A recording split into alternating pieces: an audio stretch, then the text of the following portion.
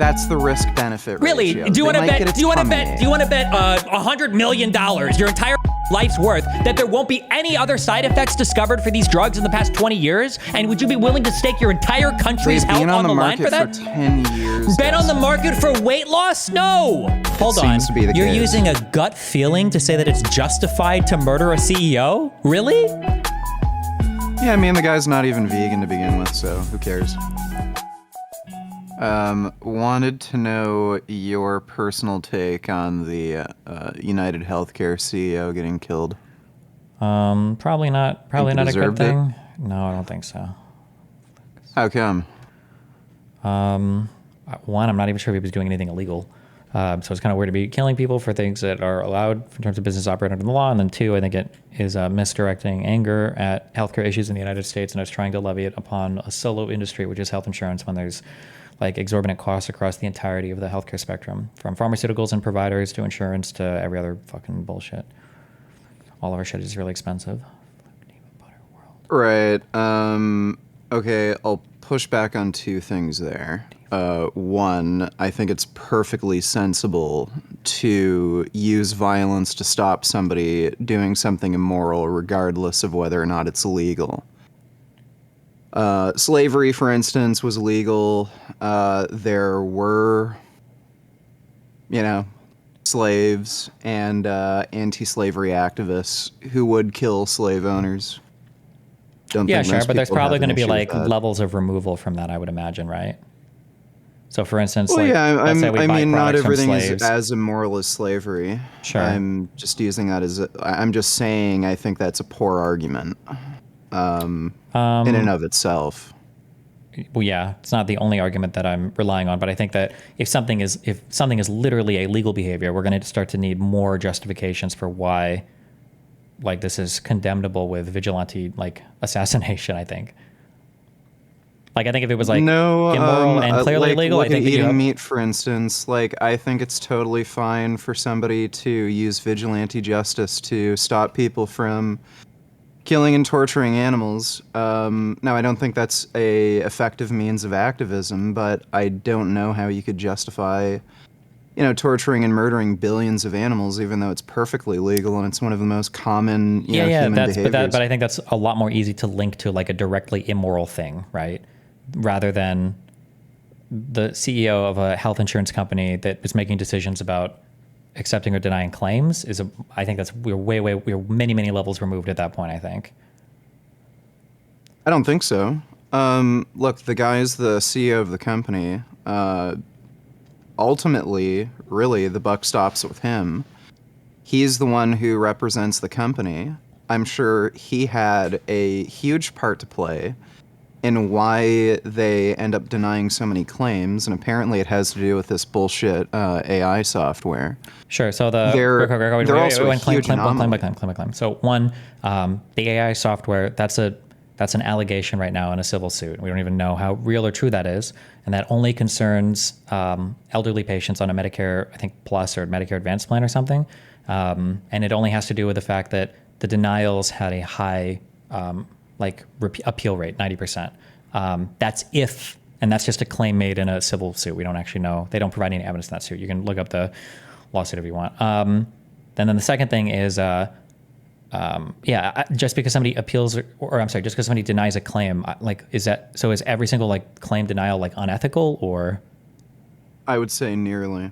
How? Wait. Okay, is insurance obligated to cover every single claim that you make then under insurance policy?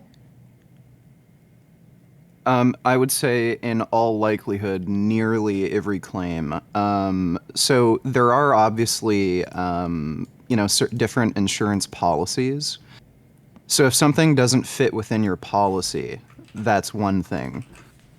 So I know they might not cover certain health conditions. I don't know, maybe dental isn't covered. So if you get your teeth knocked out or something, they won't cover that. I can understand something like that. Where somebody, I don't know, just files the wrong type of claim, but assuming it is covered by your policy, so for instance, maybe you have a heart problem, or maybe you're overweight, diabetic or something, and according to your policy, any kind of medication or treatment that would be covered under the policy to treat those conditions, if that's denied, then yeah, 99% of the time, or 99.9% of the time, it would be unethical to deny the claim. Wait, why do you The think a company basis would deny a claim if it was covered by your policy and if a doctor prescribed it to you and it was like medically necessary? they do that all the fucking time. They do it completely and utterly arbitrarily. Wait, So why? they to make money. They just want to take your money and not give any payouts. That They- happens all the fucking time. But they literally have to do that. You have to pay out 80% of what you receive in premiums as healthcare coverage. If you weren't paying it out and you were making too much administrative like cost, you would have to literally reimburse your payers. What do you mean? As part of the ACA, there's an 80-20 rule in the United States that a health insurance company can at the most have 20% of the money that they make be part of their administrative cost. 80% has to be paid out in premiums, or not in premiums, in healthcare coverage costs. Okay, I don't know how that contradicts what I said. Well, let's say that you receive $1 million chances are- in premiums and you decide to just cancel everybody's like coverage because you're being a dick. Well, if you have all this money sitting around in premiums and you haven't paid out any in healthcare, well, now you just have to give the money back to your customers. You can't keep that. Yeah, that still doesn't contradict what I said. I'm not claiming they try to deny every single claim possibly. What I'm saying is, whenever they get an opportunity, they'll try to not, pay out some of these claims, especially when they think they have some sort of leeway.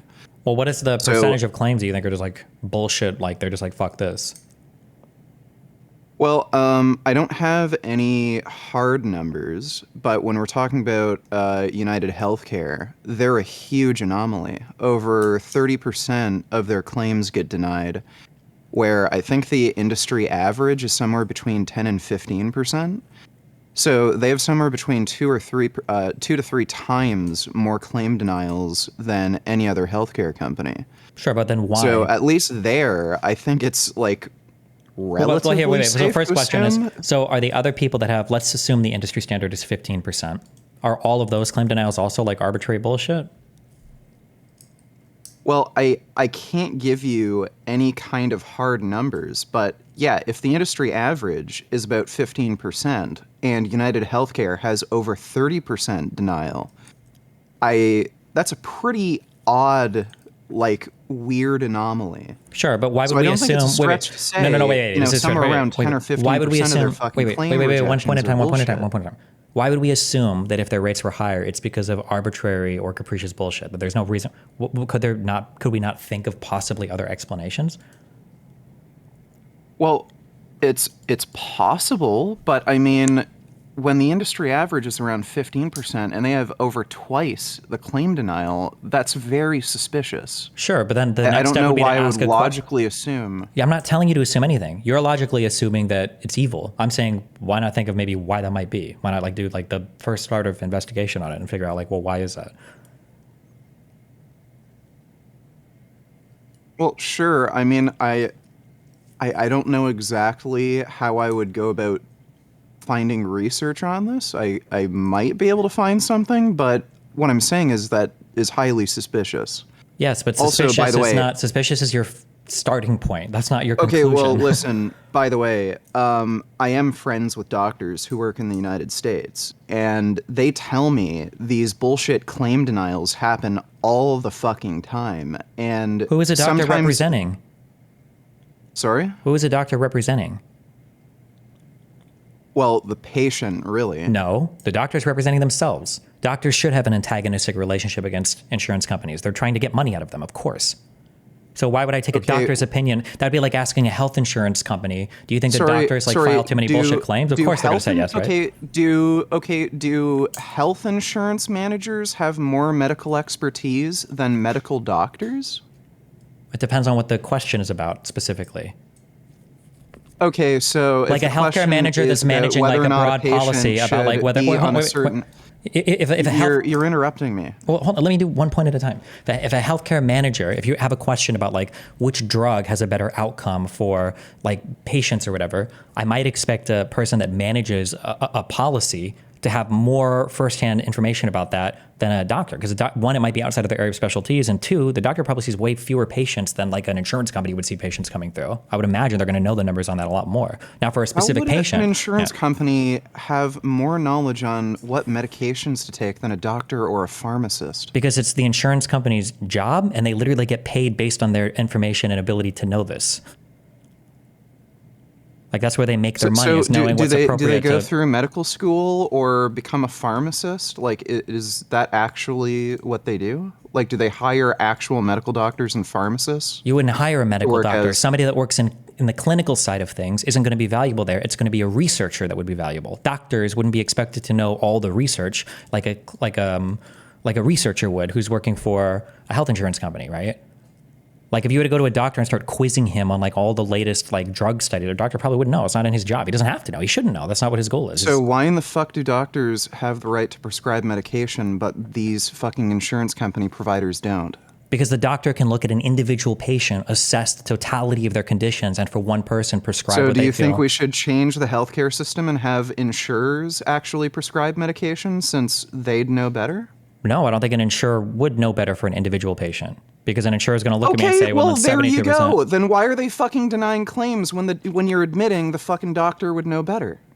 I don't know. Neither of us know that answer because you haven't even looked into it. You're just assuming they deny to be evil. Well, no, we know the answer. They try to they try to deny claims so that they don't lose money. But that doesn't make any sense because if they deny, like on the UHC people, I think that 18% of their costs. Oh my God. They can't keep all the money. They would have to pay it back. They'd have to give it back to their customers. Okay, dude, this isn't like you're using the absolute most ridiculous extreme. I'm not saying they deny absolutely every single claim. To be clear, you're the one saying they arbitrarily deny some claims just to make money. That's an extreme statement. You're saying that they just deny some things to make some money. No, it's not, and they obviously fucking do that. That is no fucking secret. It's no secret because everybody on Reddit says it? Well, I mean, like, just... Buddy, why you literally admitted a doctor would know better when it comes to prescribing medication, and you just admitted that insurance company providers deny some of these medical claims when it comes to like medications. I don't know why they deny the claim. I don't know. Why do you think they deny the claim? Do you think they deny it because they're saying they know better than the doctor, or are they denying because of other reasons, like pre-authorization reasons? Well, here's an example. Okay, so here's an example. Ozempic, right? Or Wegovy. Ozempic is technically the drug they prescribe for diabetes. Wegovy is the one that they prescribe for obesity. So they will deny covering medication costs for Ozempic or Wegovy on the basis of this drug isn't FDA approved for treating obesity, therefore we're going to deny coverage.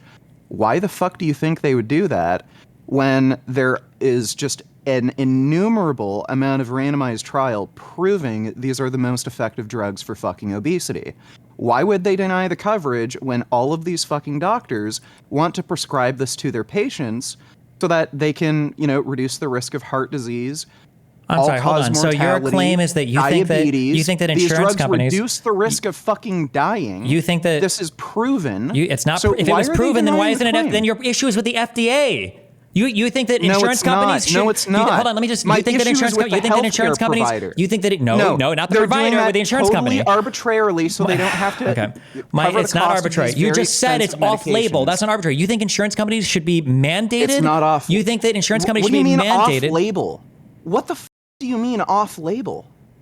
As in, if it's not FDA approved to treat a thing, that's an off-label prescription. Okay, so are you against the vaccine rollout for COVID? No. Okay, well, that wasn't FDA approved. It literally was. It was an emergency use authorization. It was EUA. Also, that has nothing to do with off-label. Okay. Double standard then. If it's an emergency. That's not off-label. What do you mean by off-label? If you have a medication... Just because something isn't FDA approved, that doesn't mean it's off-label. That's literally what off-label means. When you prescribe a medication to treat something, that's not what the medication is approved for. That's an off-label prescription. Okay, Destiny, the fucking reality is Ozempic or Wegovy, whatever you want to fucking call it. You understand what kind of medication I'm talking about. There are meta-analyses of randomized trials proving when these drugs are used to treat obesity, patients have a lower risk of fucking dying. Sure. Then you get So the FDA even though approval they're on only it. Then you get FDA approval on it. Even though, Then you get FDA approval on it. Wait, please don't interrupt me.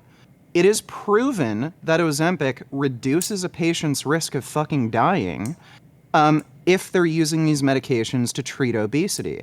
You're telling me an insurance company should be able to deny that kind of use that is permitted and recommended by a doctor simply because it isn't FDA approved? So you're telling me they should have a right to deny covering a patient's medication that would save their life simply because of the arbitrary decision not to approve coverage of medications that don't have FDA approval? That's not arbitrary.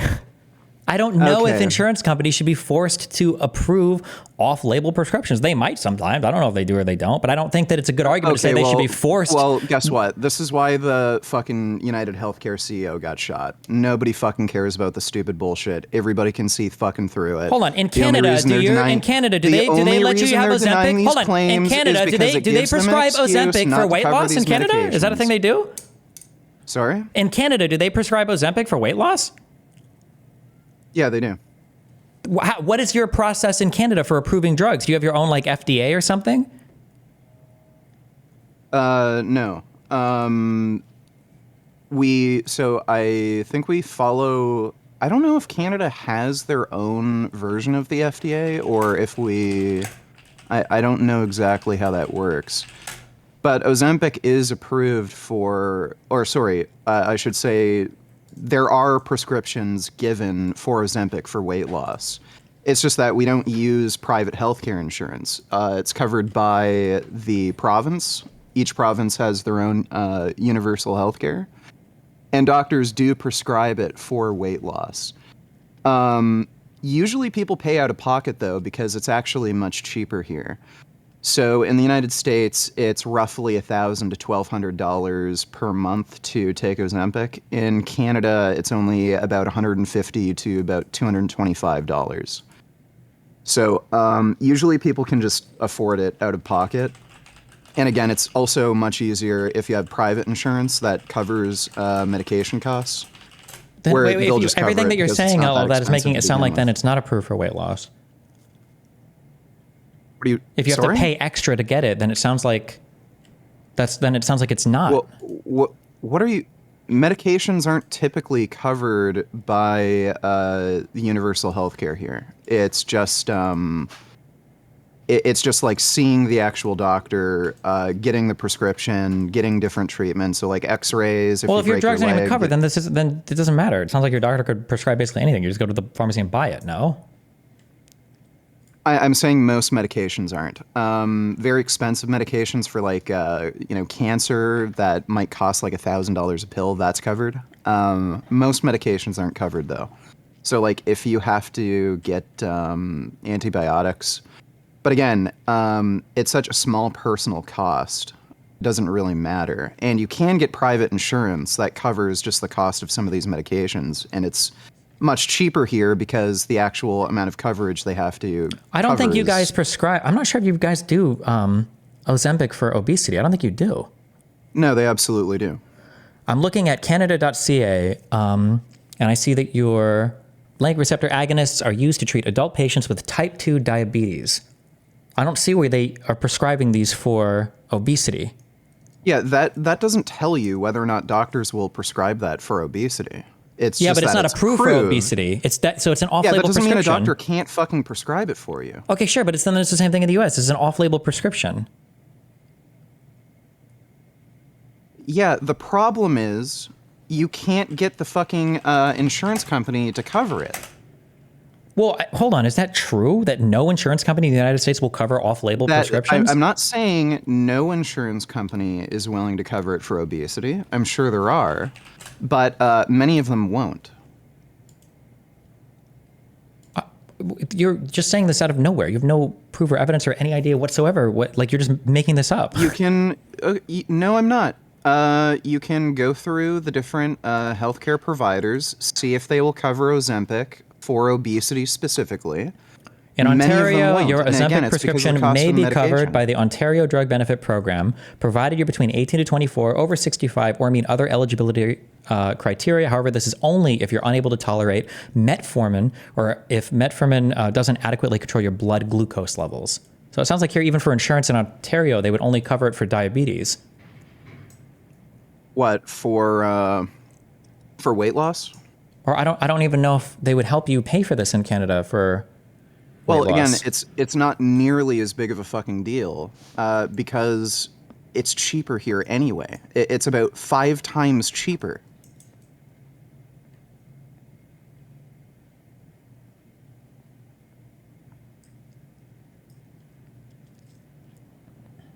Okay.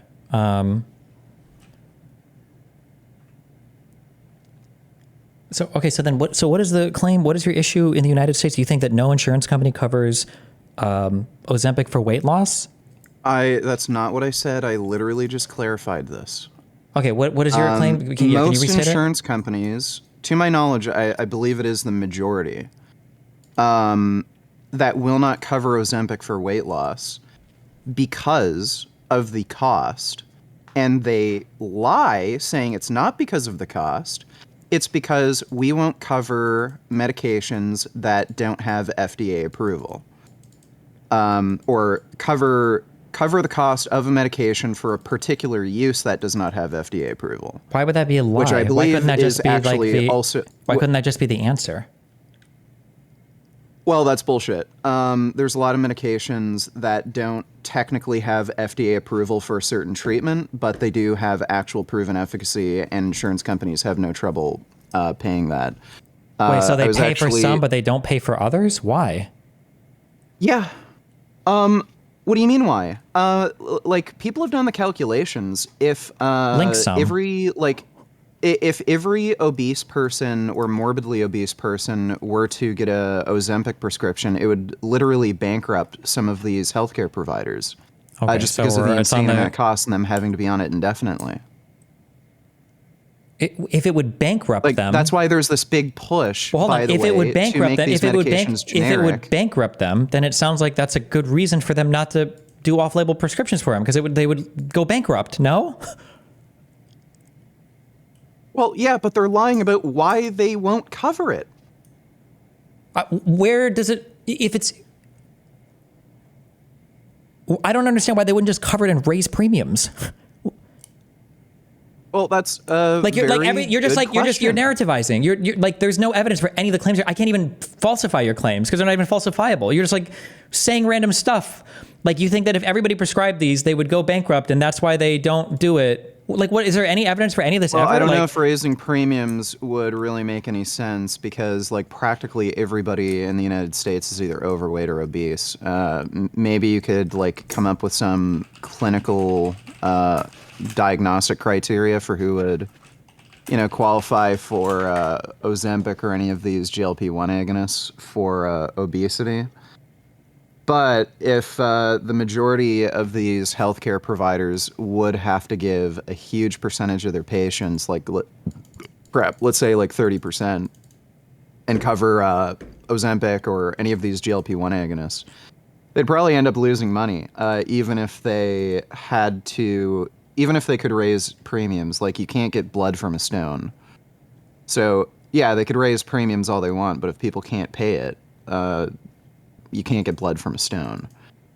But what I'm demonstrating here is that, yeah, they will not cover certain medications and they'll come up with arbitrary reasons that are just based on cost cutting, and they'll lie about that. I just used Ozempic as that one example, and I would agree, if it would make them go bankrupt, that is a very practical reason for why they'd try to deny coverage. Sure, just to be But clear, you haven't point demonstrated anything. You're being- just like telling a story with absolutely no evidence whatsoever. Like, I'm sure there are insurance Okay. companies that cover the. I don't even think Ozempic is what you would prescribe for weight loss. It's the other ones. But I'm sure there are insurance companies that cover some of these drugs. Well, yeah, the other ones are more expensive, by the way. So, tirzepatide is one of the new ones. I think it's actually significantly more expensive than Ozempic or Wegovy. Okay. But if a drug is more expensive, I mean, that would be a reason potentially not to cover it, no? Like if you're not paying for like the most expensive insurance, right? Like you, Well, like companies in the if United, like people there's don't have infinite money, yeah, so no? listen. Well, wait, so listen. When there's say a generic version of the medication, so let's say there's a very expensive. We could use tirzepatide. So let's say there's tirzepatide, which is the brand name.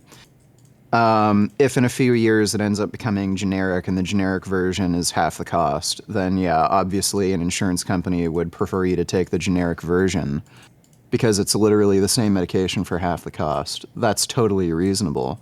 What I'm saying isn't reasonable is when healthcare providers will try denying treatments that are recommended by a doctor that are clearly necessary or highly, highly beneficial for a patient. I think necessary can be a funny word.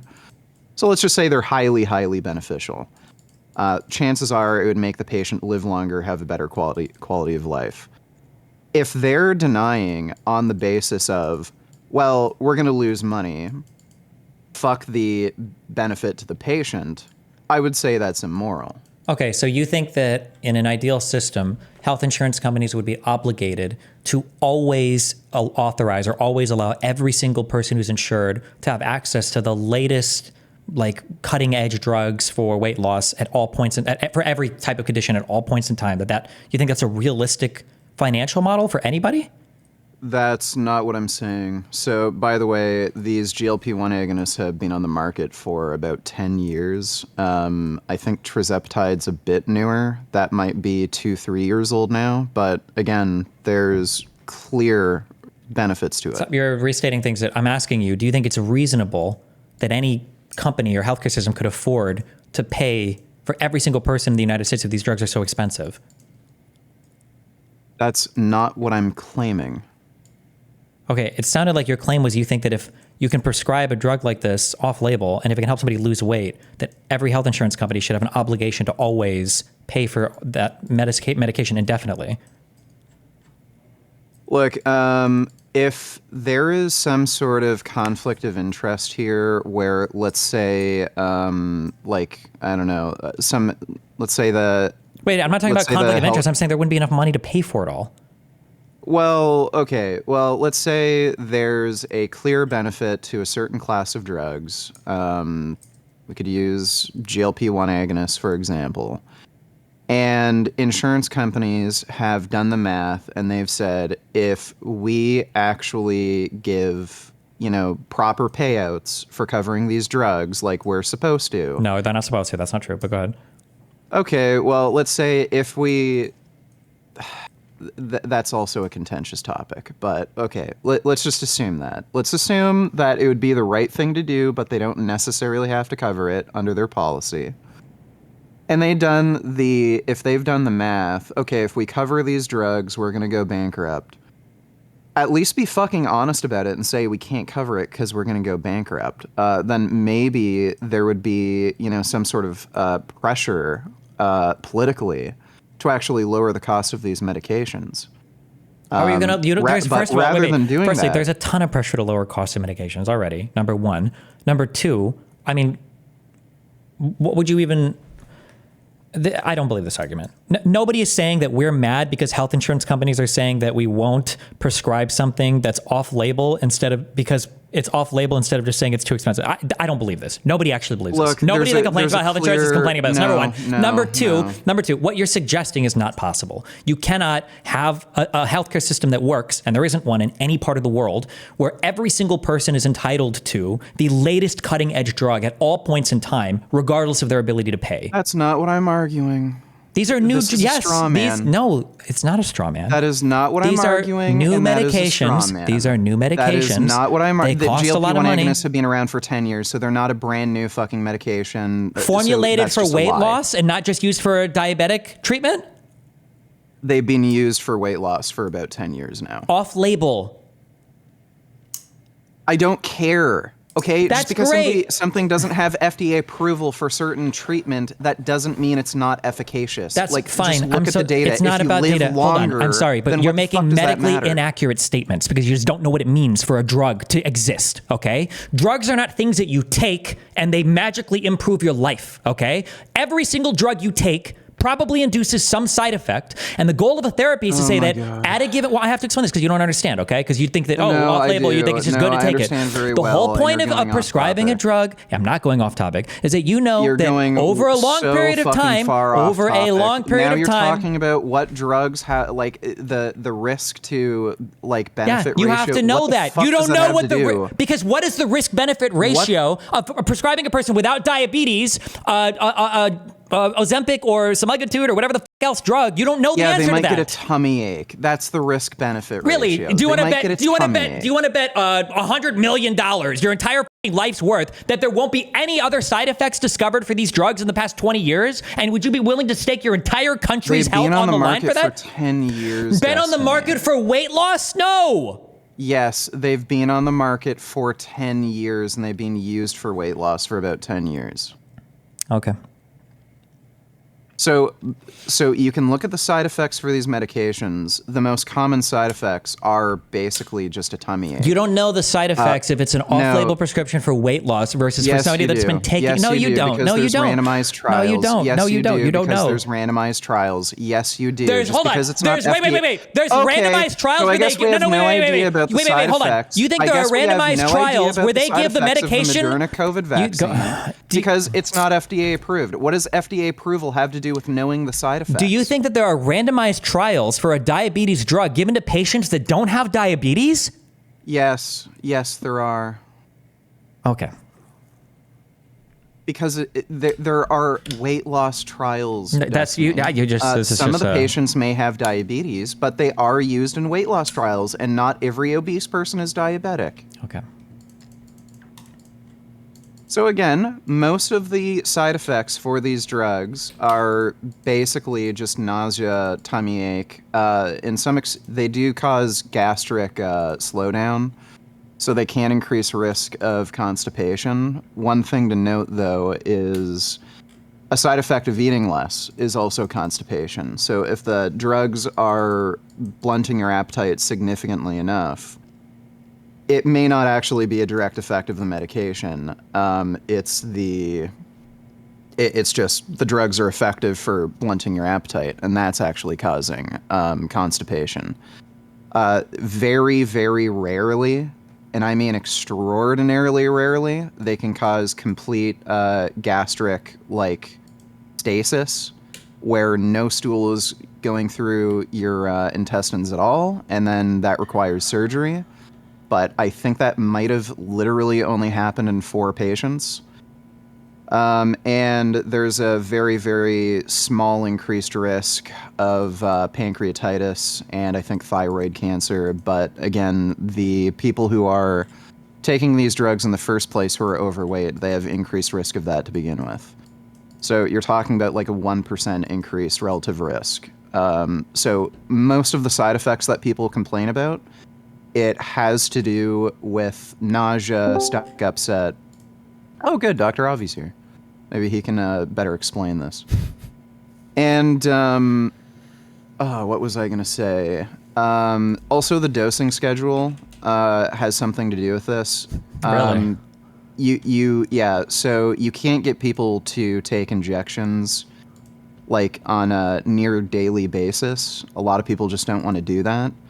So I think they've designed these drugs with a certain half-life, so you only have to inject once per week. That might also have something to do with the nausea complaints. Because if you rapidly increase the amount of these GLP-1 agonists in your system, and you take a large dose once a week, those nausea symptoms are more likely than compared if you inject daily or near daily at smaller doses. Sorry, I just joined. Do you guys have a disagreement? What are you disagreeing I'm about? getting f***ing triggered.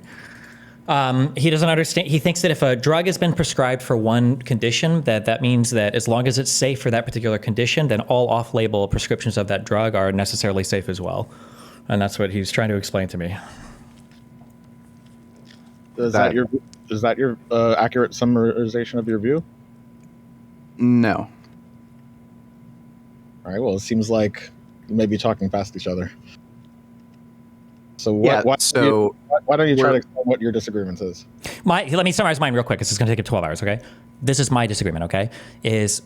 This spun off of multiple topics, but he was basically talking about how health insurance companies are immoral or wrong to deny coverage for an off-label prescription, which I don't think either of us even know if they do. That's just a statement that's made, okay? And I said that there might be good reasons not to cover for a broad population off-label prescriptions for a drug, that a particular doctor might maybe think that it might be good for a patient, but like on a population level, I don't know if it would be good to start prescribing something off-label to a whole population. They said, well, studies show that off-label this is good, and I said, well, then does it have FDA approval yet? And he said, no, but that doesn't matter. And I said that on a broad population level, if you start prescribing a drug that maybe has a good safety profile for a particular condition, like type 2 diabetes, that doesn't mean that it has a good safety profile for just treating people who are obese. So we're talking about GLP-1 agonists specifically, by the way. Wait.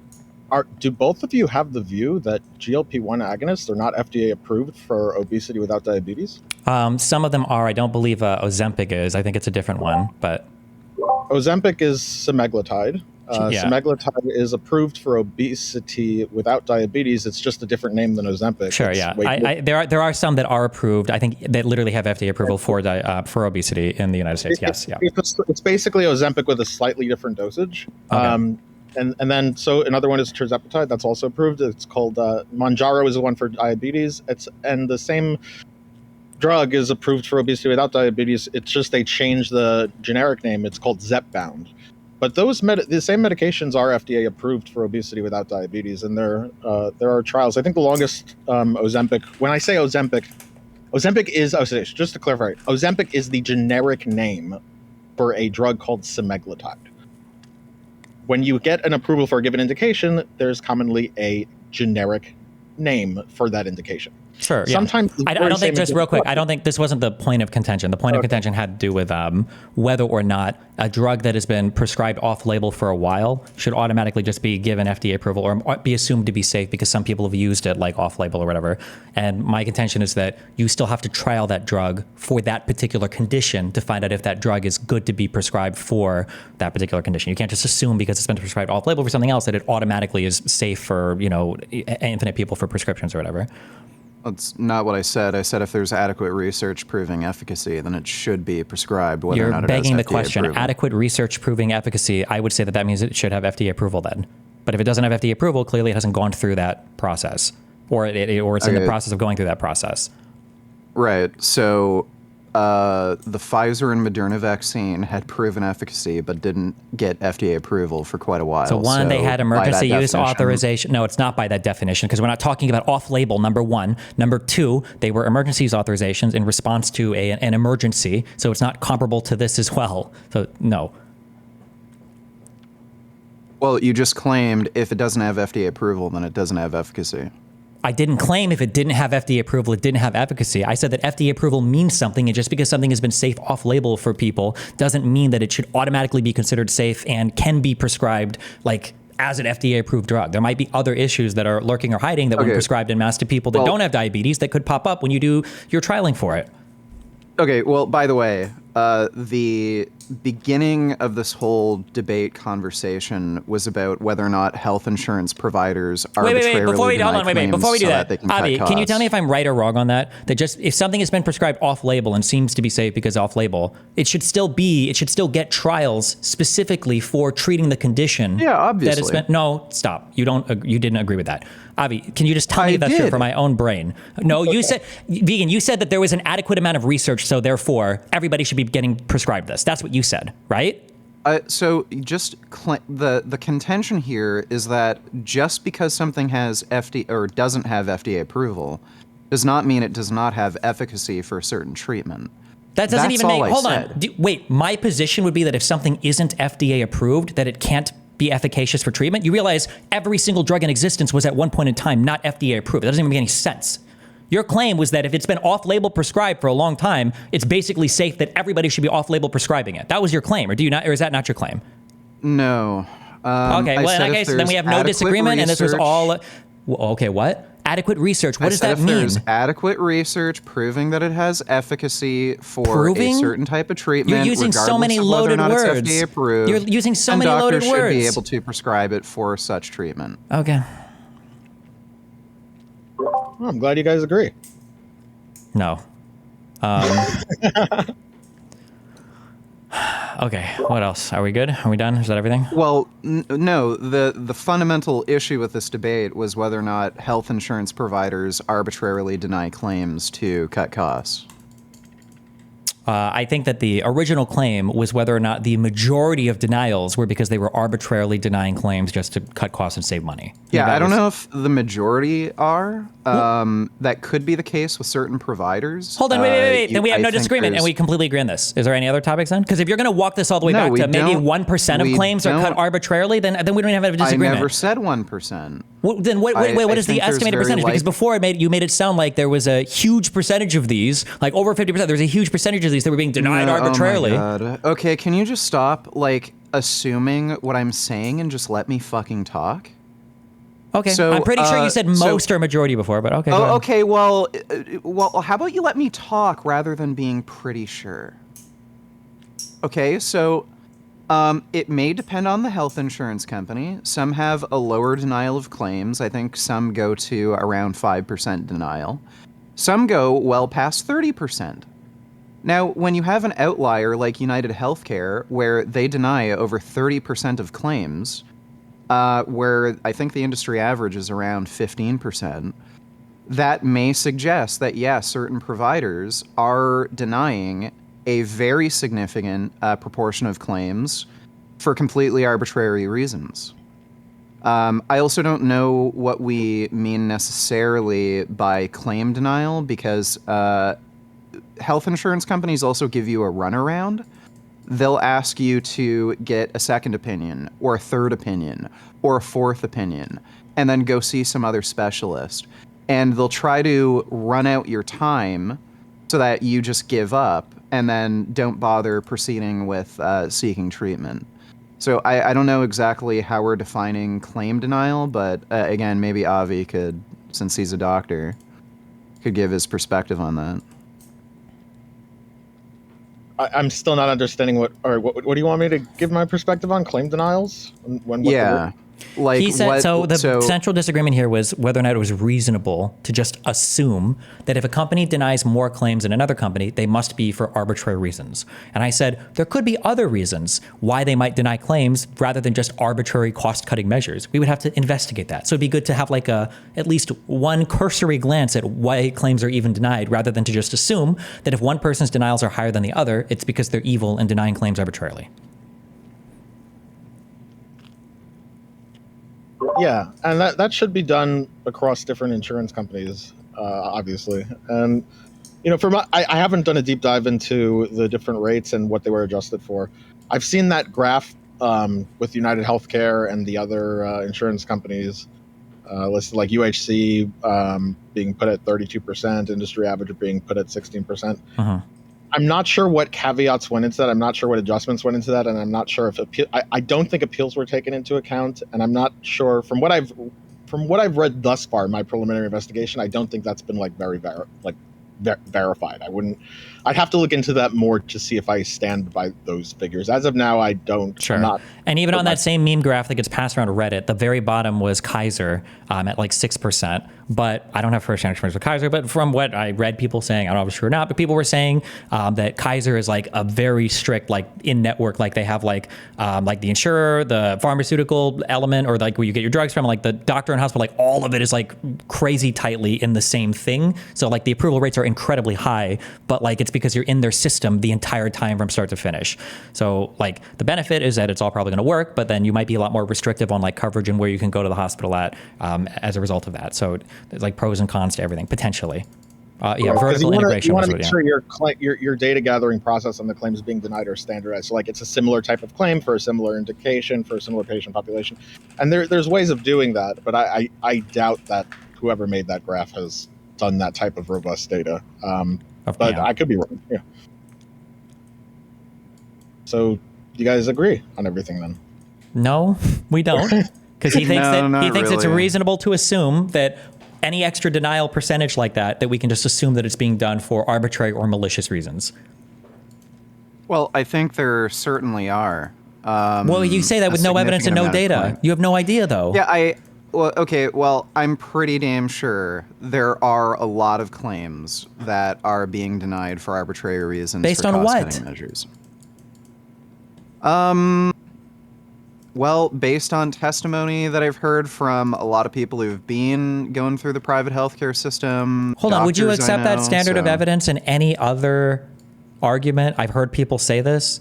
How many hundreds of millions of people are covered by healthcare? You can probably find stories, like tens of thousands of stories, saying good or bad things about both sides up and down the entire system. Well, I see a lot more bad stories than good stories. Right, but you understand though that you seeing more bad stories than good stories. That's a kind of anecdote that you generally. So, yeah. But like you wouldn't make a strong position based on that, right? No, not necessarily the strongest, but yeah, just gut feeling from the amount of horseshit I see. Yeah. No, hold on. Seems to be the You're case. using a gut feeling to say that it's justified to murder a CEO? Really? Yeah, I mean the guy's not even vegan to begin with, so who cares? Wait, that's a whole different thing. Wait, Yeah, I know. but wait. So I'm just trying to understand. So, I mean, we agree that anecdote is a very poor standard of evidence to make strong conclusions on. Surely, Yeah. yeah, okay. When we're extrapolating to things that we usually would rely on more robust data for, which is a lot of things. So, okay, and then what conclusion are you, like, what's your position here and that you're drawing this anecdote on? What's the strength that you're concluding it with? Well, again, the debate was whether or not it was justified to kill the United Healthcare CEO. Oh, that's a whole different discussion. Okay, I didn't know that was the topic. Well, that was the topic, what's but your then it take was on that? based on like whether or not, like eventually, obviously, you get to appeals or denials, which is what everybody gets mad about. And the assumption I think that people are making, even though they don't say it, although when I ask, it seems like they are forthcoming with it. The assumption is that every single denial, or at least a majority of them that are made by insurance companies, are just done arbitrarily and maliciously, just to like for people to die, LOL, and to make money. And so that's the foundation that people use to justify the fact that you could basically kill your entire executive board or whatever of any given company because they're just like literally sentencing people to die for no reason other than profits. Although for some reason hospitals never get held accountable for this, which is very curious. But it's only the insurance companies, even though it's the hospital that is literally the provider of care and is choosing not to treat you because you can't afford it. But whatever.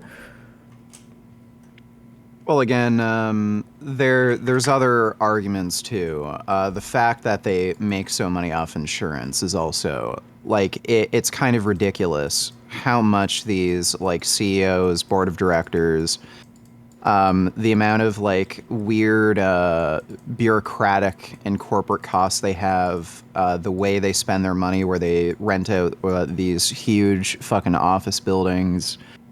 The advertisements they pay for, like the amount of money that they're making and wasting on ridiculous shit and passing those costs on to the consumers. That's also So this is just another a big feeling with pet peeve of absolutely a lot no of people. evidence and no nothing. This is just like a feeling that we have. That Well, insurance costs are fucking ridiculous. It's highway robbery. And again, insurance you costs can are look at ridiculous. the- Wait. Do you think that hospital costs are ridiculous? Do you think that drug costs are ridiculous? Yeah, they end up being ridiculous because of the private healthcare system. Okay, so then where should costs be cut from? Well, again, if it was a single-payer system, that would massively reduce cost. Yeah, but it would also probably mean that hospitals make less money, doctors make less money, administrators make less money, right? That you wouldn't have access to the latest drugs all the time. That Well, look at every country that has adopted a socialized healthcare system. I don't see too many doctors complaining about, not being able to afford their rent. you literally, that's so, like one of yeah, the dumbest possible things that you could say. You don't think that, I'm sorry, Abby can do this. I don't know. Never mind. You tell me. I might be out of touch. I don't know. I was under the impression that medical staff in other countries, I'm over selecting for the UK here, but they complain a lot about the amount of money that they make. But I don't know. Maybe I'm fucking retarded. I don't know. I do have to say though, VeganGains, I would never want to work in another country like as a doctor. I sorry, not because I'm afraid of paying my rent. Look, I'd probably be able to make rent, but it wouldn't. My compensation wouldn't even be close to what I'm making now. But that's even look. There's going to be look. There's advantages and disadvantages of single payer. You mentioned some advantages. There are disadvantages, like single payer healthcare systems. They have longer wait times. They have less availability of certain interventions, medications, and patients. I mean, we have a more expensive healthcare system. There's no denying it. We do have certain advantages because of that, and we have certain disadvantages. We also subsidize R&D because we don't have the type of drug negotiation for pricing that other countries do. If we went single payer, there would be also a lot less R&D incentivization for risk taking among insurers. I mean, among pharmaceutical companies, because the whole bunch of the return on the investment of pharmaceutical companies is United States. It's like, oh well, once we get approval, we get to sell to the United States, and they're not going to negotiate prices like these other countries. So that's where we recap our profits. Then what will happen is either R&D is going to go down, and you just won't have that type of innovation, or the other countries are just going to have to pay more, their share. So I mean, look, I'm not sticking out a position on what policy is best until all of that's done. I haven't done a deep dive on every single advantage or disadvantage, but there clearly are disadvantages of single payer. Yeah, I agree, and I think it'd be better to have like a public option or something. Wait times, by the way. Sorry, I didn't. What? I think I would disagree with the wait time argument. I think the main disadvantage is just compensation for doctors and maybe some other staff.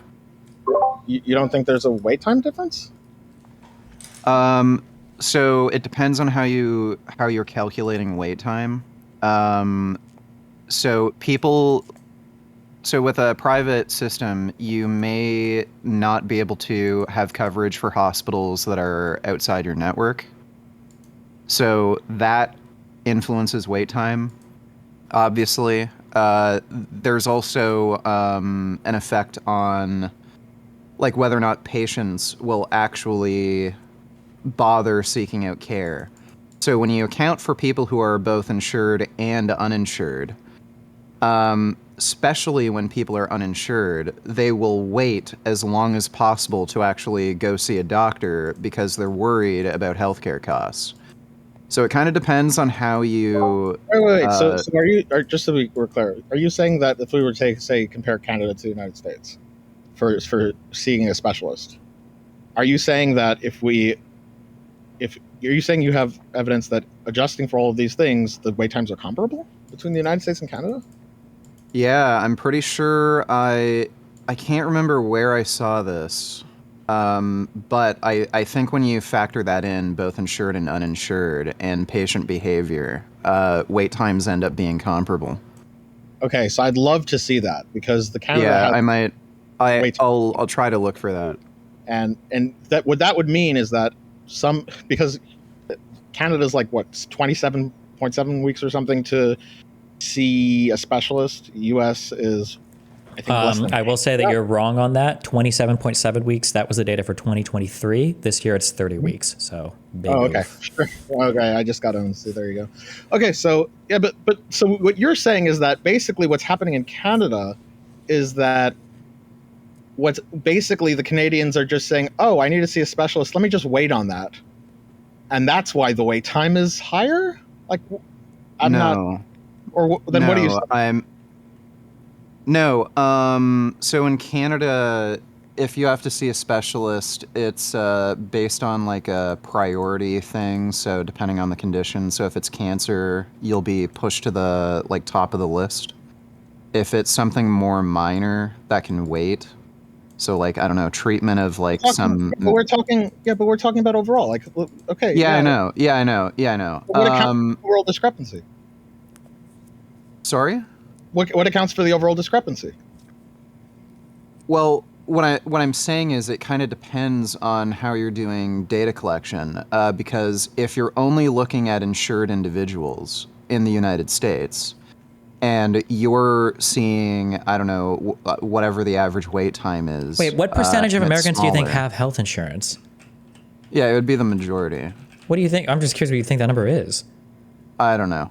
Okay, it's like I didn't look it up. 92%. 92%. Yeah, okay. So when you only look at insured individuals, and I don't know if you're looking at every insurance company, on top of that, like if you have a situation too where you can only get insurance from healthcare providers or hospitals within your network, and you wait, like say you're out of state and there's no hospitals around your area that are in your network, and then you wait until you get back to your state, like that would also technically be a wait time. So it kind of depends on how you're actually calculating I'm pretty this. sure when they calculate wait times in countries, they calculate the time from like when you make like if you go to a general practitioner, when they do specialists, it's after you need an appointment, like how far in the future that appointment is scheduled. I'm pretty sure that's how they do. Right. It's not like, oh, well, Yeah, sure. yeah. So I'd Well, like and to see this data. Like so just so to be clear, what type of data are you saying you have? Are you saying, I just want to be clear, like, do you have data that basically suggests that all like things considered equal, there's a comparable wait time difference? yeah, there might be. Wait, I'll no, have I to don't, look. no, not that there might be. Like, are you saying, do you have that position? Are you saying yes? I've seen data that adjusting for the relevant factor. No, I don't have that hard position. I'd have to look into it, and it would also depend on the type of illness you're talking about as well. But it's okay to kill So- healthcare CEOs. Yeah, maybe. Kind of depends. I don't know exactly what, like, why they're denying claims and shit like that. Okay, I feel like that's a good thing to know. Yeah, well, at the end of the day, it wouldn't matter anyway because the guy's not vegan. Do you If actually the know guy that? was Wait, do you vegan, know that then he's not would vegan? change things. I'd do more research. What, do you know that he's not vegan? I mean, look at the guy. How do you know? How do you know? How do you look at him and know that he's not vegan? Well, he was wearing leather shoes when he got shot. Oh, how do you know it wasn't faux leather? It was authentic leather? Yeah, the chances are that guy was wearing fucking leather shoes. You're talking about a fucking, millionaire CEO, nice suit and all that shit. Like, no way. What if he's not a vegan? What if he's a freegan? What if he found the leather shoes somewhere? If he found them, like, in a dumpster or something, then I'd give him a pass. I don't think this is motivating you to come on here and say it's okay to kill him. I mean, you may have that position, but I get the suspicion that, I mean, you don't just go around saying like, hey, this person, he deserved to die because, he wasn't vegan. I mean, you may have that view, but I suspect like something's getting to you that's more than that, over and above him not being vegan, that you're... Yeah, well, I'll definitely say I have a massive bias against insurance companies just in general. I think they're all fucking scammers. Is there like a personal backstory to this? You don't have to give any details if you don't want to. I'm just curious. Well, He's Canadian. What do you mean? I've never had to deal with healthcare, like private healthcare, and I've been pretty happy with the socialized care in Ontario. But it's just like vehicle insurance. I think they have fucked me over with costs, like absolute bullshit, especially when I first got my license. But even still, the rates I'm paying are just fucking ridiculous. And just talking with friends that are paying for private healthcare in the U.S. too, even when they haven't had to make too many major claims, like it's just the costs are so ridiculously enormous. Compared to the taxes that you pay in Canada for healthcare? We pay less in taxes than you would pay for just privately through insurance. What insurance plans are your friends on? I'm not sure, but I know a few people who are paying around $500 a month. Are they like regularly getting prescriptions and stuff? Some of them are, some of them aren't.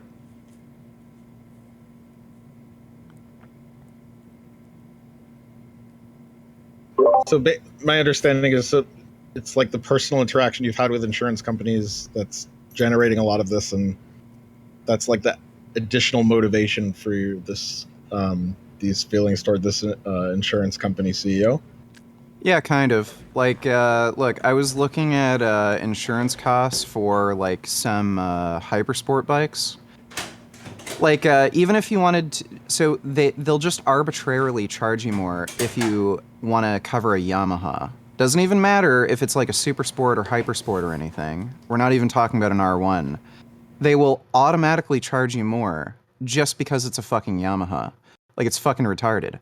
I was paying $10,000 to insure 2 motorcycles when I first got my fucking license. Like, that is fucking retarded. Suck my dude. Wait, were you paying insurance for like full coverage, comprehensive, like wheel to wheel?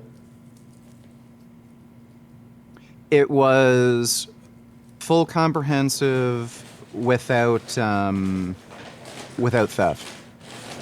Okay, so, and are these new bikes? Yeah. Well, then there of course were you're going to be zeros. paying. Yeah, what do you mean? Of course you're going to be paying a lot of insurance. You're literally insuring. You said 2 brand new vehicles on a vehicle that I'm guessing Well, has they like weren't that decently. expensive. They were like 10,000 each. Okay. Like I'm literally paying half the cost of the bike for just 1 year. That was ridiculous. Why do you Like, think the now insurance that I rates are have my higher full on license, bikes? Why do you think the like, insurance rates are? are lower, but they're still too high? Why do you think the insurance rates are what they are? Well, again, they try to charge as much as they fucking can to make as much profit as possible. Wait, but then why do you think? I haven't Why even not go to had- a different insurance company that charges less?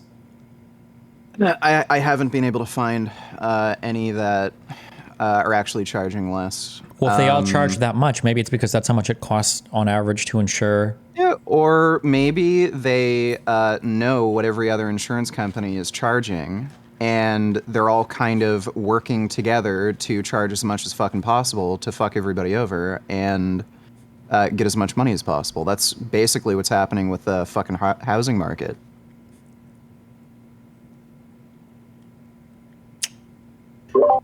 Okay. You do agree, though, that these, I don't know the details of your motorcycles, but you do agree that that really isn't a good reason to kill an insurance company CEO for in a completely different sector, though, right? Yeah, I mean, I'm not the one who killed the guy. Well, but you are the one who's saying it was the right thing to do, and Yeah, right. So, do you agree that your experience with the motor vehicle insurance company isn't really a reason to? well, it's all insurance. Well, no. I mean, there's different insur. Okay, look, you having a bad experience with, like, let's say you had a waiter serve you bad food, and you said, okay, well, I want to kill this waiter. It's a good thing the waiter died. Does that mean like it's all waiters? Like it's all like, well, everyone in this, and beyond that, it's even in different types of services. Like even if it's not food being served, it's like just service industry in general. It's like, well, it's all service industry. I had a bad experience with this server, so just kill the servers. I see that as a bit disanalogous. How is it disanalogous? It's a different sector. I mean, it's a different. It's insurance in a different field. Like why is it that if you had a bad experience in a motor vehicle insurance company, even if you were right and they were wrong, why is that a reason to go to a different sector with no other information and say, okay, well, that's a reason to kill people there? Well, again, I would imagine they operate on a very similar kind of basis. Like they are both insurance companies.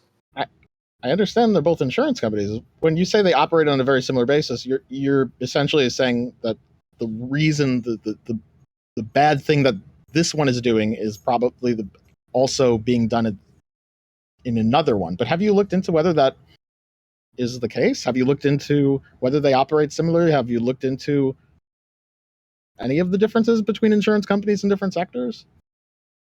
Okay, well, here's the thing.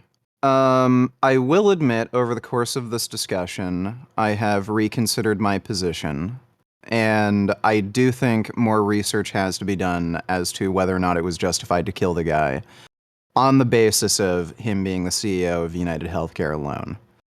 I still think it's probably a good thing he died, though, because he wasn't vegan. Yeah, and Okay, other Vince. things. All right. Other things to look into, like just like the CEO of an insurance company isn't necessarily the person making the rejections, or necessarily even like the person setting the policy to do rejections. There might be people under that CEO doing it. Um, Well, if he's the CEO, the buck stops with him fundamentally. well, I mean, that's a different discussion. So, and also, insurance companies, I have to look at the margin. I'm not sure what margins United Healthcare was operating on. Um, just a more general point. Healthcare overall, it's not just U.S. doctors. Like one thing that you said was that, well, the main disadvantage is the salary of U.S. doctors. What do you think is the percentage of the earnings of doctors of the U.S. healthcare spending in the United States? What do you think that would be? I'd imagine it's pretty low. When you're talking about just financial, like just salary or financial compensation of workers themselves. If that's wait a minute, but then how is the only disadvantage of single payer lower salaries? Because you're saying all this money could be saved. It's got to come from somewhere other than the salaries if it's so low. They're too high, Avi. Yeah, The reason why it's I'm backing health reduction of, insurance drug and companies, I back them treatment because we're costs. coming after your wages, Avi. All you doctors, okay? You've been eating too much, all right? You've been getting too fat. Profiting off of sick Americans, and that's why I support all the health insurance companies. They're coming after your wages, motherfucker, okay? Is it going to be okay to kill me like Luigi did? Are you going to send Mario? Not at kill me? you, but you are going to see significant reductions in your wages right after they put an exit tax up on all physicians too. So you can't leave the country either. Okay, we're going to plan for that. So yeah, What is the just to total? I would guess the total compensation is probably what, like 5 to 6% or something. What is it? yeah, I think it's like somewhere around there. It's like 8% or something. Basically, if all U.S. doctors worked for free, the cost of healthcare in the United States would be largely unchanged.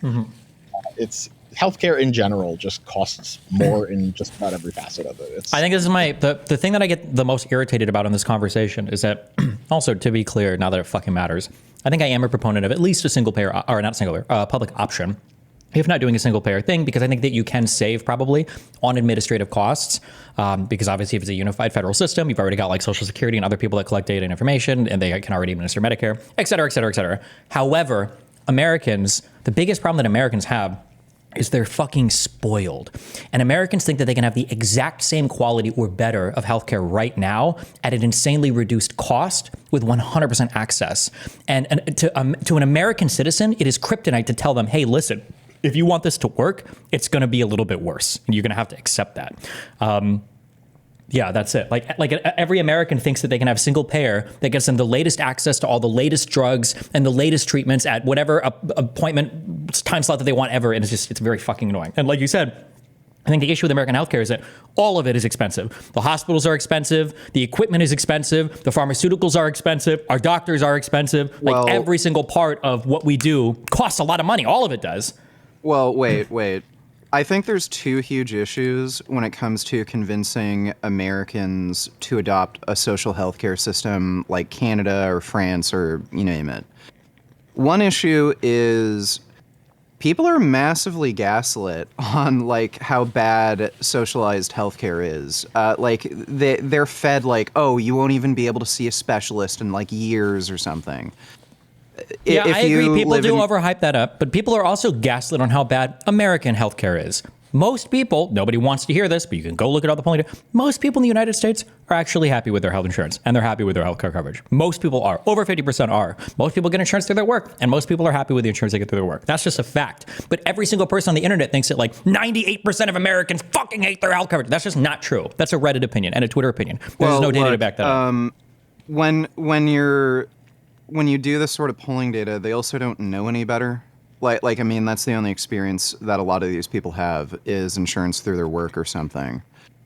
And when you look at like how bad it can get So like people are literally saying, no, no, don't call an ambulance because it'll cost them like $5,000. When in Canada, if you have to call an ambulance, they'll literally send you a bill for like $20 or $50. I had to call an ambulance a couple of years ago when I tore my adductor longus. I couldn't walk, couldn't even get to the car. Ambulance workers had to scoop me up off the floor and put me on a one of those stretcher wheel things to get me to the hospital.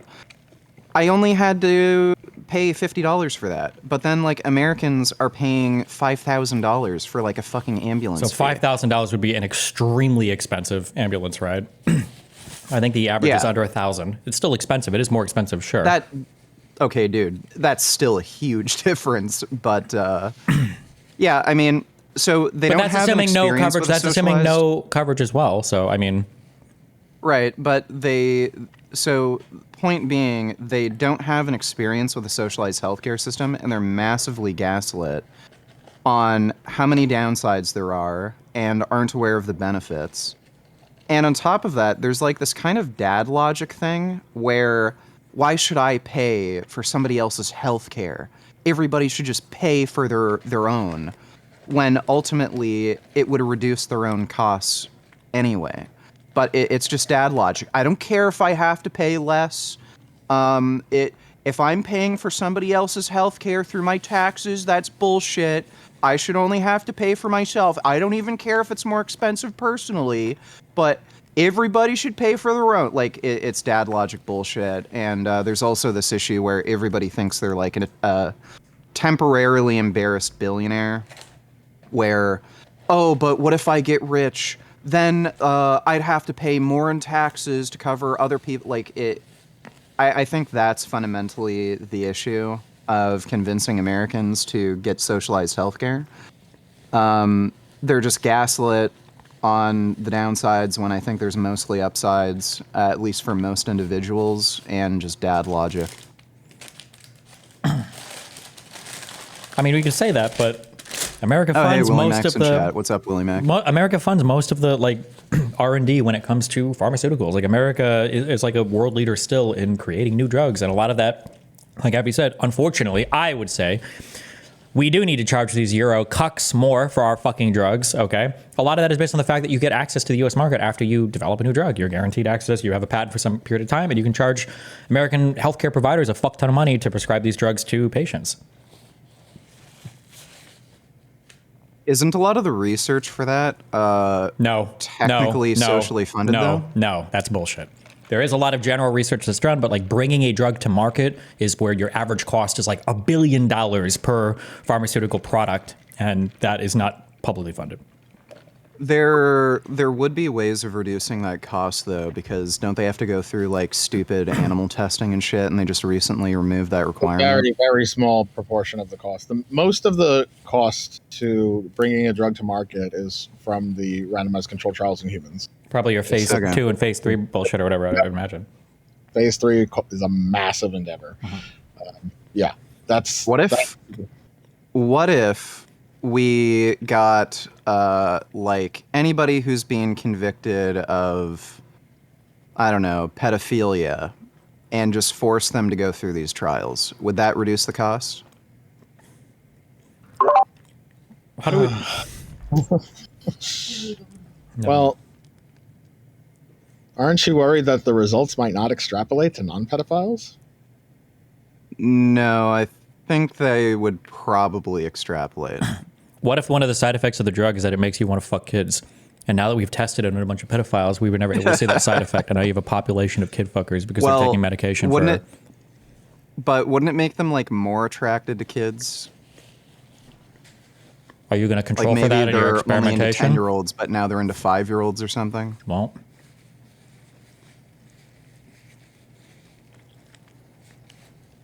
how many pedophiles do you think you could round up to do this? Oh, a lot. Oh, I'm sure there's a fucking lot, dude. They're everywhere. You know, there's like trials that have like 50,000 participants in each arm. Yeah, I can guarantee you can find enough pedophiles to. You know, there's like trials. You know, there's like thousands of trials concurrently running. Well, we might have to get some pedophiles from like China or something, but I'm sure we could do it. So we're gonna go into China, and then go and door to door and extract pedophiles from China and bring them to the United States. Why don't we just go to Israel? I thought that's where all the pedophiles retreat to. Yeah. Yeah. All right. Well, look, you've made me reconsider my position on the topic, so I appreciate that. That's one of the reasons why I do these debates. So yeah, my current position on the United Healthcare CEO is, I do not know if the killing was justified based on the preponderance of evidence. So I would say it would probably be an immoral action to kill him due to the lack of knowledge. Wow, cool. All right. Can I go to bed? On whether or not his healthcare company was doing something ethically alone, but since he's not vegan, good riddance. Based. All right. Well, good chat, guys. How do you not have any opinions on this? On what? You Dr. Fucker? Opinion? What opinions on what? I thought I was giving my opinions. On insurance. This guy. Don't let these doctors fucking fool you, okay? Okay, they are not here for the patients. They're here for themselves, okay? That's why he doesn't have shit to say this. He's being quiet because he's like, yeah, these insurance companies are fucking evil. Meanwhile, this guy probably has like a no Medicare, no Medicaid policy. This guy has never accepted public insurance in his life, okay? I know, I'm on to you, Dr. Abbey. We know what you're up to. Yeah, we gotta. He is Jewish after all. I know. Yeah, gotta. Well, no, I mean, my view on the. I mean, I don't. I take the view that killing was justified. I don't think that there's a case to be made there. At least from what I've seen, I don't think there's any. I mean, I haven't seen any good evidence that he's been engaged in the type of malfeasance that I would say. Do you say publicly if you work for like a hospital or if you're part of like a smaller clinic or private practice or whatever? I work for a hospital. I currently work for a hospital. When you're doing like prescriptions and dealing with insurance or whatever, is that like the hospital deals with all that shit, or do you have to deal with that like firsthand? I've dealt. So it's been a combination. I've dealt with that firsthand a lot, and in some cases, I've been fortunate enough to have certain administrative staff that have dealt with that. Almost every doctor I know of, at least in the comparable field, has at some point dealt with prior authorizations and put in extra administrative time on their own as a provider to deal with prior authorizations. Do you do you have a stance on like whether or not it's easier or harder to deal with like Medicare, Medicaid, and if the reimbursement rates, is that something? I don't want to load the question too much. Yeah, do you have opinions on that? In terms of getting a certain medication approved? Yeah, I guess, yeah. Or actually, you're not biased, I guess. So one of the complaints that I hear is that like some doctors will say that the only way that they can accept Medicare or Medicaid because the reimbursement rates are so low is that those patients are kind of in a way subsidized for by private insurance payers, and that they'll take the other patients because it just expands their base or whatever. And then I've heard some people say it could be more annoying, and I've heard some people say it's less annoying to deal with government insurance. I don't know what the reality is there. I'm just curious what your experience is. I imagine it varies depending on what your field is. So what I will say is that there are certain Medicare, Medicaid programs that you will have a harder time getting approval for certain medications on, other than compared to private insurance on average. And there are certain plans in particular that have been pretty brutal. On average, I generally take the view that compensation is probably going to be lower on Medicare, Medicaid compared to private insurers. There are some characteristics that that may be easier. For example, if your patient clientele is more Medicare, Medicaid, if things are more standardized, you already know what is covered, what's not covered. You already know what the procedures are, and in that way, you might have a more efficient system than if you're dealing with a whole bunch of different private insurance companies with different rules. So it depends, but overall, there probably is a general trend of things are a little bit somewhat more annoying, but not to the point where I would say like, okay, I'm not taking Medicare, Medicaid patients or anything like that. Sure. When you're prescribing drugs to patients, are you ever thinking about cost of the drug? Do you think it would be even ethical to do so? And I'm not necessarily just saying like a generic versus a brand name, but even like all my experiences in ADHD, but even like prescribing like methylphenidates versus like amphetamines because you think that on average like the methylphenidates might be cheaper even if they're maybe not as effective. Like, do you think about these things at all, or are you generally always like prescribing the best thing, or what? Like, what do you? Yeah, and what do you think is ethical insofar as this goes? Yeah. Yeah. So here's what I do and here's what I don't do. So what I don't do is I don't say, okay, well, here's the cost of the medication to society or to the insurance or to the to the taxpayer, and so for that reason I'm not going to prescribe that patient this medication. That's something I don't do. I do think about the cost of the medication insofar as, well, if the patient is going to have to pay a percentage of that medication, or if the patient's not going to get covered and will have to pay for that out of pocket, then cost plays a big factor. I'm like, okay, well, ultimately the patient needs to get treated. Yeah. And if there are two options on the table, one is cheaper and one is more expensive, and I know that the patient is not getting covered, or even if they get covered, they're sub-covered, then of course it's a factor. And a suboptimal treatment that the patient is actually going to be able to take is going to be a superior option than a more optimal treatment that the patient's probably just going to say, okay, if this bill is ridiculous, fuck this. So in that sense, I will think about cost. But if you're asking me if there's situations where I'm like, okay, this is the best treatment for the patient. However, I could give the patient a suboptimal therapy, and it wouldn't cost that patient, it wouldn't save that patient any money, but it would cost the healthcare society less. Sure. Do I do that? The answer is no, I do not. Okay. Do you? So I've been emailed this by physicians and nurses, but I don't know how true it is actually. But nobody's corrected me on it. Do you think that on average, do you think that Americans tend to get prescribed to them, or the doctors tend to prescribe, or that Americans pursue generally more like expensive or like kind of, I'm saying like cutting edge, but I just mean like latest medication treatment as opposed to people in other countries around the world, say like European patients, that like an American patient is more likely to get prescribed to them like a medication that might be 10% more effective, but like 2,000% more expensive. Do you think on a trend that might be true, or do you not know, or do you have any, yeah? I have a suspicion there might be some of that happening.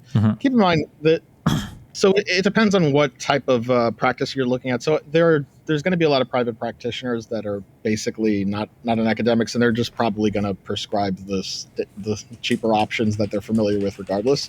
But in academic centers, it's true that there's a little bit of a tendency to prescribe the more latest medications and trying to min-max things, even if it's more expensive. However, also keep in mind that those are the same very centers that are self-selected to receive the sickest patients, the patients that have failed the previous medications, that have failed the cheaper options in the first place. And that, look, that is part of the thing we also do pay for to the degree that that's happening. Healthcare is more expensive, but you should see patients when they failed the cheaper options, and we're saying, okay, well, sorry, we're not going to get you this new latest cutting edge medication because we've decided that for society's purposes, that's just not going to be an option. We can negotiate it with the insurance company to pay at these prices, so that's just not approved in our country. Sorry, that it's a very hard sell for patients to take our healthcare system and go in that direction.